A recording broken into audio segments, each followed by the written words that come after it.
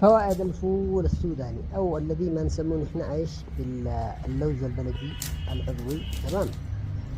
طبعا هو يعتبر من الأغذية الطبيعية الغنية بالطاقة، الذي يحتوي على بروتينات ومفيدة للجسم، كذلك دهون صحية، معادن مهمة مثل المغنيسيوم والبوتاسيوم، وكذلك يساعد على تقوية الجسم ويعطي إحساسا بالشبع والطاقة.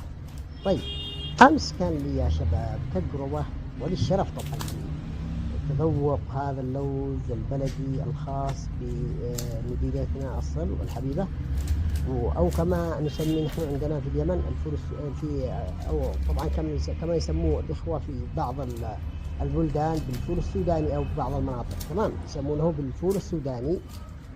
صراحة الطعم بالنسبة لهذا الذي تذوقته أنا اللوز البلدي بصراحة كان طعم رائع جدا جدا جدا ولذيذ بشكل غير طبيعي. تمام.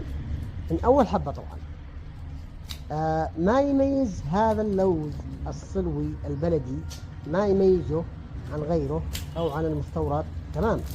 إن الحبة حقه، تخيلوا شوفوا يا شباب، لاحظوا بالفيديو إنه دشنت جمعية الصلوى التعاونية الزراعية متعددة الأغراض في تعز تسويق الدفعة الثانية ل4 طن أو ل4 أطنان من مشروع حصاد الفول السوداني.